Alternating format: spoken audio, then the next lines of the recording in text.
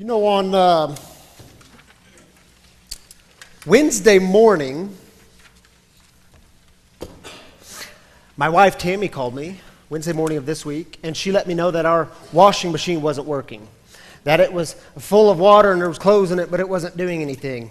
And see, our dryer, it's been on its last leg for quite some time now. So later that afternoon, we went to look at washers and dryers. We went to the Home Depot, we went to a couple of other places, and then later that evening, I took Brett, my 3-year-old little boy, took him back to the Home Depot because I wanted to do some further exploration. We got into the Home Depot, and there just so happened to be a washer and dryer expert. I mean, this guy knew everything there was to know about washers and dryers, and he wasn't just an expert. He had an intense love and passion for these things that I didn't know you could have. So he's explaining these parts and pieces of washers and dryers to us, and then, you know, Breck, he's just running around being a little boy, but then he takes me to his computer screen, and he's showing me more about these washers and dryers, and I'm deep into the computer screen because his passion has now pulled me in. And what I notice is all of a sudden, I don't hear those little footsteps, and I don't hear that chatter and that laughter. And so I look around, and Breck is nowhere to be found. And so I tell this washer and dryer expert, passionate guy that, look, we got to take a break because I got to go find my boy. So here I am in the Home Depot walking up and down each aisle. And at one point it was like, man, I don't know which aisle to take now. I'm just not sure. Which way do I go? 2 minutes pass by. 5 minutes pass by. 10 minutes pass by. And y'all know that's about the moment when just a little bit of panic starts to set in. It's when all the fears and the doubts and the anxieties start coming to the surface, and it's like, oh my goodness, why couldn't I have just watched him more closely? Oh my goodness, what if he's out in the parking lot? I haven't checked there, and I know how he does in parking lots. That dude drops his head and just starts running. And Home Depot, there's trucks. There's lots of trucks. There's big trucks. Oh my goodness, where is he? And about that moment, a page comes across the intercom at the Home Depot. Breck's father, please come to... Whoa. Say that one more time. Didn't catch the last word. They repeat it. Breck's father, please come to... Oh my goodness, what is... So I leave the back of the store and I go all the way to the front of the store and I find a cashier and I said, excuse me, can you tell me what that page just said? I missed the last part. She said, well, what's it regarding? And see, there was people standing around and I wanted to keep it quiet because it's a little embarrassing. And I said, well, my boy, he's 3 years old and I can't find him. And sure enough, there was a lady to her left, and she did one of these. You lost your kid? I did not say to her what I wanted to say to her. Zip it, lady, I got to find my boy. But meanwhile, the cashier made a call to someone else about this page, and she said, yeah, he's in Millworks. What in the heck, exactly, what in the heck is Millworks? I asked her, what in the heck is Millworks? She says, oh, that's doors and windows. Why didn't y'all just say doors and windows?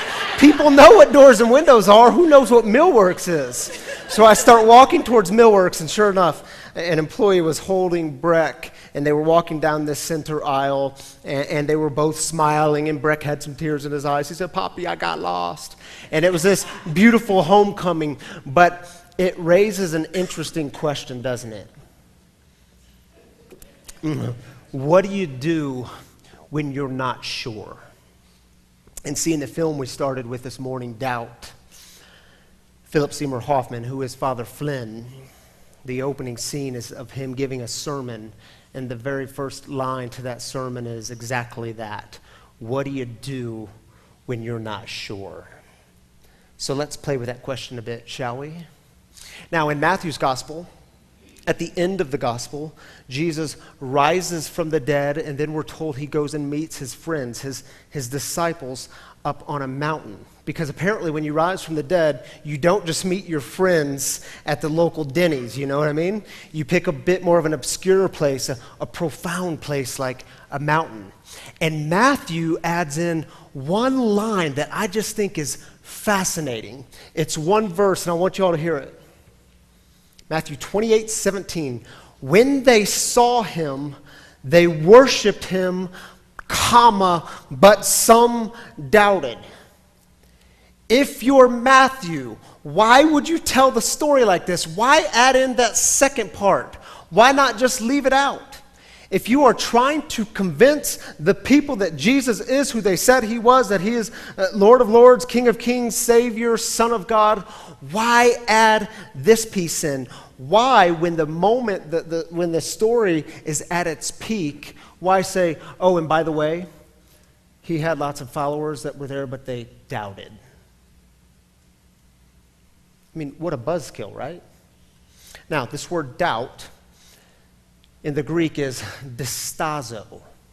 And it literally means a disstance, standing at a distance, uncertain which way to go, vacillating between which way to go. But it's still terrible marketing, right? I mean, if you're trying to sell Jesus, what a bad marketing plan. This is awful. But maybe that wasn't Matthew's point. I mean, what if his point was more about the profound insight on what it means to be human? Some people, they just believe and they're good with it. Some stand at a distance. They don't know what to do with him.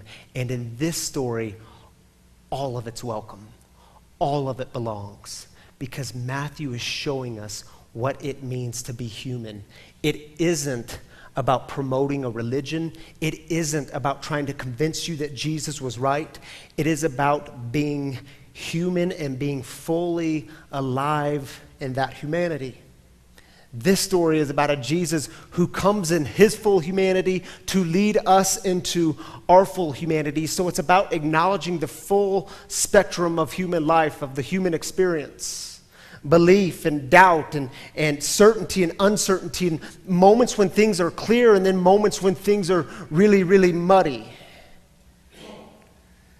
And you see, when it comes to the Christian faith, some of you have experienced doubt. Significant doubts. I mean, you're showing up, but you're standing at a bit of a distance. And it's not that you're angry or you're just completely disillusioned, but when it comes to the God stuff, you've got some questions. Something happened along your journey. Something happened that raised those questions and doubts, and it left you feeling like you were standing in the Home Depot wide open saying, I'm not sure. I don't know which way to go. Or maybe those doubts and questions, they came to the surface because you actually grew out of something old and into something new.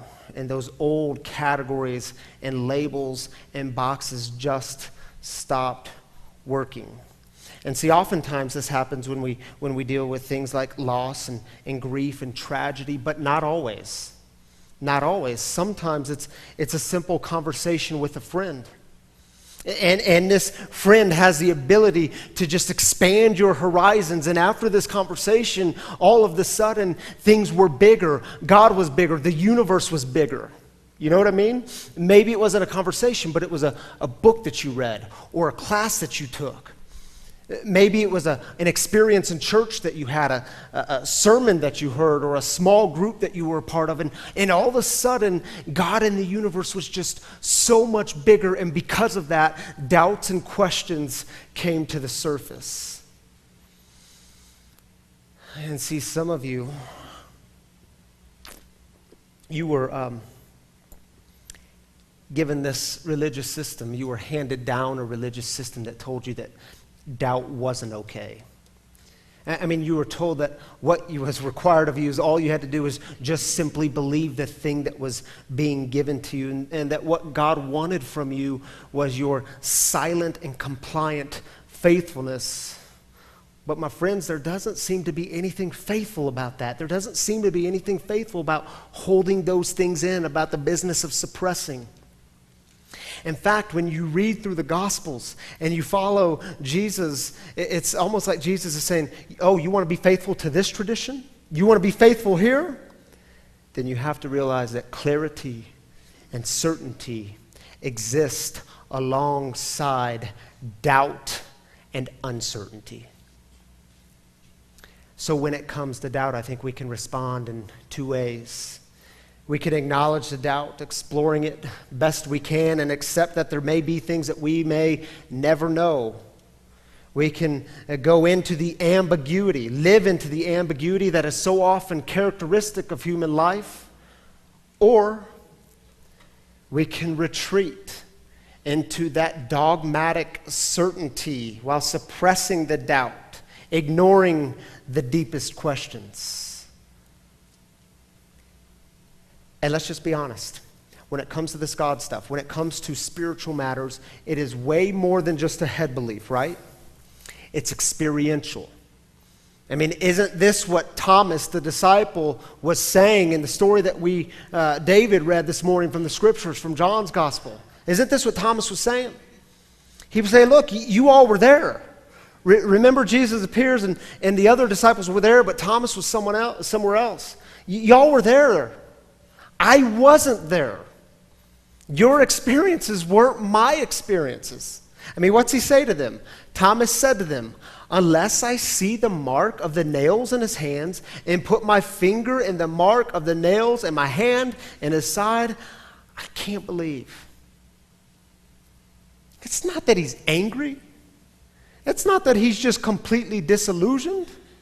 His experiences weren't that of the others. They were something else. And do you know what's beautiful about this story?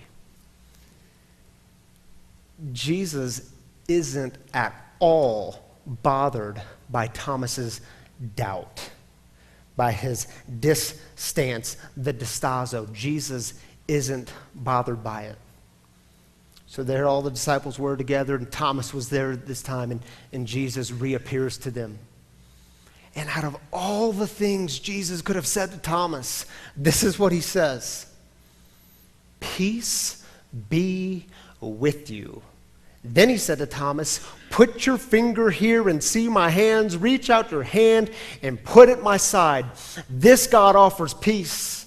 This God draws near. This God says, oh, you have some doubts? Good. You do not have to give those things up to get closer to me because I am already here. Right here. My brothers and sisters, is it possible that your doubts have the potential to deepen your faith? Not deepen a belief structure. Not add more certainty to a particular belief, but to deepen your experience with God, with the risen Christ. You see, because I'm just a bit weary of religious systems and belief structures that make God smaller, that add more certainty to the idea that there's only one right way. There's only one right way to interpret the Christian tradition. There's only one right way to interpret these texts, these sacred texts, the Bible. And by golly, I just so happen to have the right way. And if you're like me, then you're in. But if you're not like me, then you're out. And we start determining who's out. And tell me exactly what you believe and exactly where you stand so I know which box to put you in, so I know which label to tag on you, so I know which category to put you in. And you know, y'all, it just creates division. It's division. But see, when you walked into this church this morning, in the entryway, you saw words, big letters, 4 words.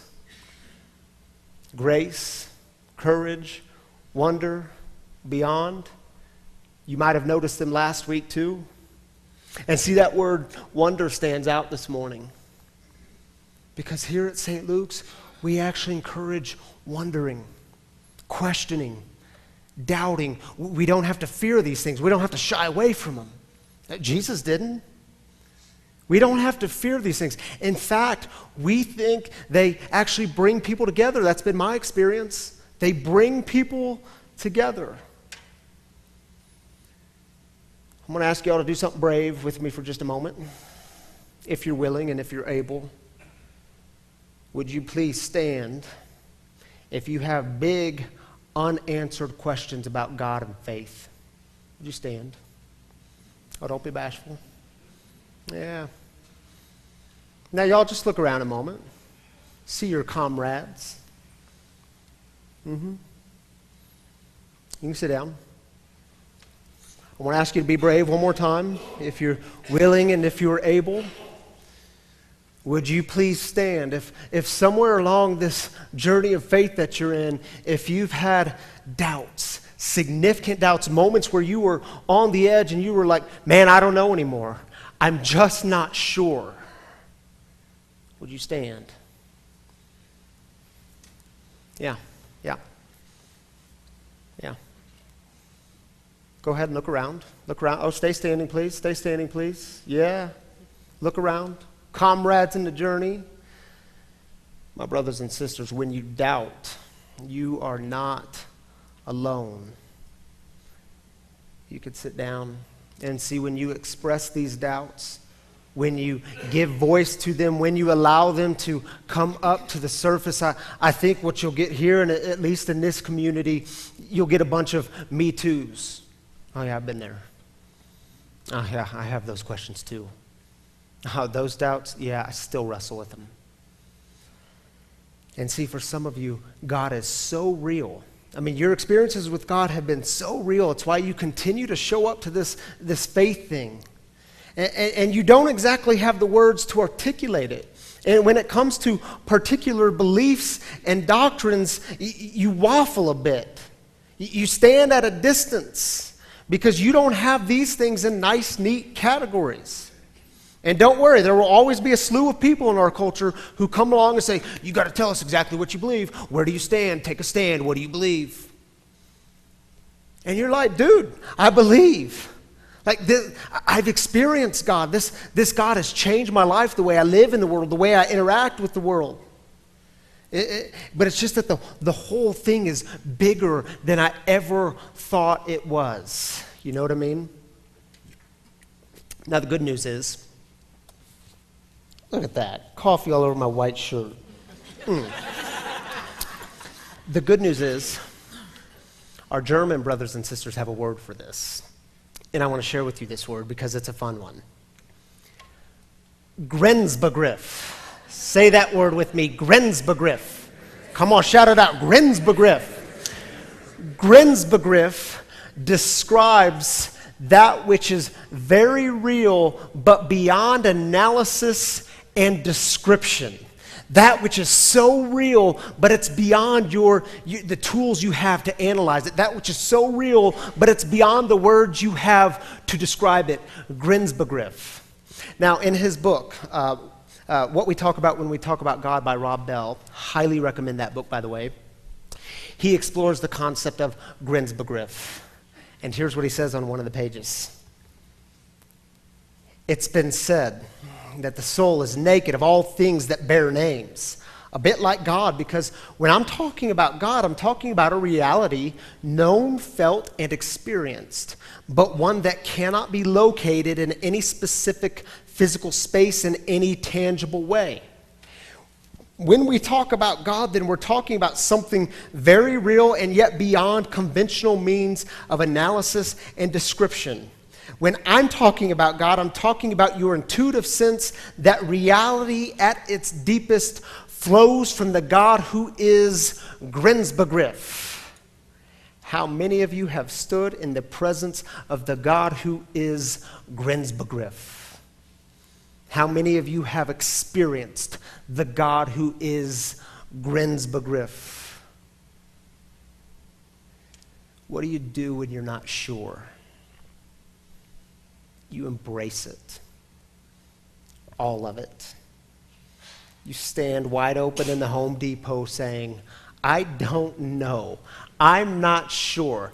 I don't know which way to go anymore. And by the way, God welcomes all of it because it's all part of the story.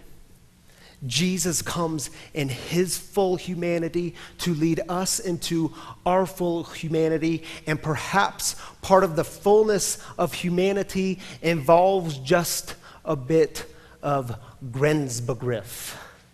Thanks be to God.